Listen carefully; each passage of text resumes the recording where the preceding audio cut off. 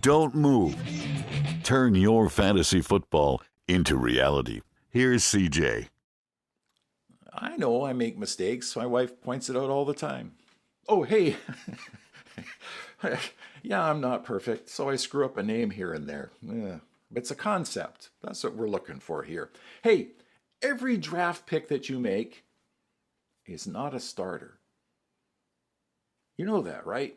I mean, the first 5 or 6 guys that you take in your draft right now, oh yeah, they're starters, maybe even the first 10, but everyone's got those guys. And the difference between your team and my team in the first 5 or 6 rounds of any draft, in a sense, we're going to wind up with about the same type of team. And that's not what's going to win my championship for me. What's going to win my championship is the bottom end of the bench. But it's not going to be that my players are better than yours. It's going to be that I know how to use my players. And that's what my bench is for. And that's how I look at my bench. Now, everyone has their own personal list of fantasy players that they gotta have, they love to have, and they can't be without. And I'm no different. I'm no different than you on that one. Part of liking a player in fantasy football is knowing how to use the guy. Sometimes players score in patterns. It's not really random. And the more you have and use a player on your fantasy team, the more you like them and the more comfortable you get with that player. You know, for example, for me, I have really good success knowing when and how to play Hollywood Brown and Nico Collins and Josh Palmer. But I have absolutely no success with DJ Moore, so I don't draft him anymore. I moved him off of my dynasty teams and so forth. It's not because he's a bad player. It's just that I can never figure him out, and I'm one of those guys that I'm always fiddling with my lineup. I make more lineup changes during a season than anybody else in any league that I'm in. So I fiddle-faddle around. Yes, that's a word. People. Fiddle-faddle. Hey, the mouth doesn't always work, but I can say fiddle-faddle 3 times fast. So here's the deal. Some players, I get a real good feel for them. I trust them. My intuition takes over. And without any specific reason or such, I use that inside voice in the back of my head to play a player one week but not the next. And the more shares I have of a player, the better I get at that intuition and knowing when and how to play the guy. Because let's face it, I'm not going to have the same lineup for 17 weeks in a row. Okay, it's almost like my kids, you know, when they were growing up. I used to call it my spidey sense. I knew when something was going on. I knew when they were sneaking in. I knew where they weren't where they're supposed to be. I just knew this. I didn't have any facts. I just knew it. And it's called going with the gut. And that's when you tend to become successful at fantasy football, is when you just go with your gut and you're successful. And most of the times it's because you know the player that you're talking about, right? Now, I mentioned Josh Palmer a minute ago, and yeah, I still trust him, and I still want him on my team. I mean, the Chargers went out and they drafted that Johnson guy, 21st overall in the rookie draft, and he's a good one, right? Now, the prevailing thought here is that that's just going to kill Palmer's NFL season, career, short, long term, whatever. But I look at this just a little bit differently. And this is why I don't think that's the case. See, I look at that draft pick as the eventual replacement for a 31-year-old Keenan Allen and a 28-year-old maybe Mike Williams. See? Now, both those players are great wide receivers, but both have struggled to play a full season lately as they get older. And they're both making $20 million a year, in that range there. I don't know the cap hits, but there's $40 million between the two of them on average anyway.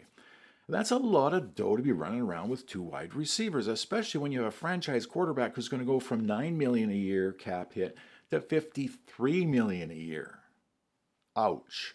There's $40 million and there's 2 wide receivers that are getting a little on the hammy injury, older, pulled muscle type thing. And take it from a guy like me, I know that as the older you get, it's easier to pull a muscle.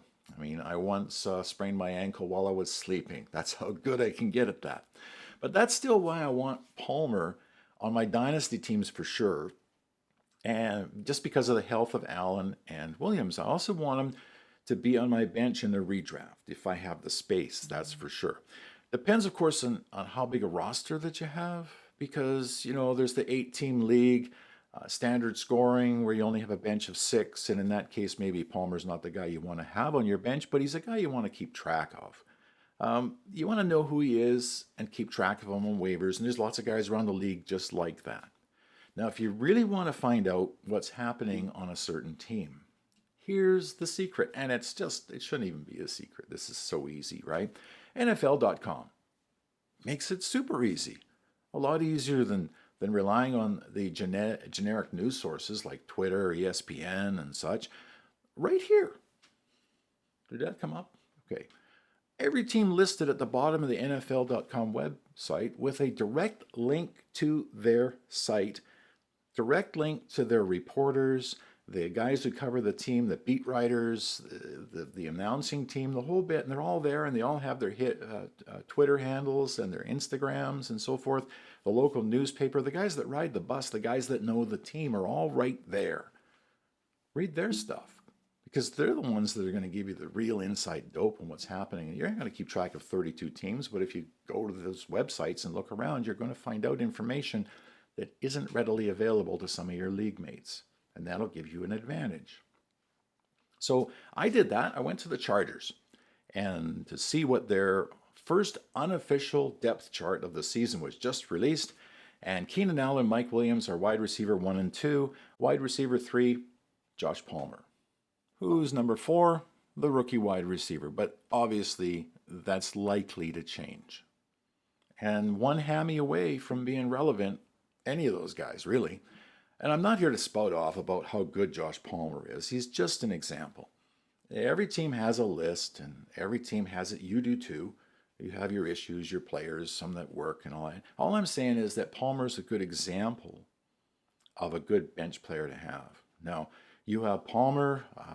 I have my Hollywood, Rondale, Nico Collins, and Chase Claypool even. These aren't elite. Now, we're not talking about the Hill and the Jefferson and the Adams and the Diggs. I mean, those guys are everyday players. You'd be silly to sit them. I never sit those guys. They're the ones you go to war with. They're the ones you live and die with. But the bench is what's going to win your league title and separate you from the pack. Unless you happen to go 17 weeks without making any changes in fantasy football, that's not very realistic to think that. So by having a good bench and knowing who's on waivers and knowing those team lists, you can avoid those 3 words that we're all trying to avoid as the season goes on. 3 simple words. Bye week hell. We've all been there, and we're all trying not to go back there. It's the one destination we don't like. So, I'm CeJaay. This is the Dirty Landry Experience. I hope there's some good information there for you. Like and subscribe. Carry on. Have yourself a great day, and I'll see you next time.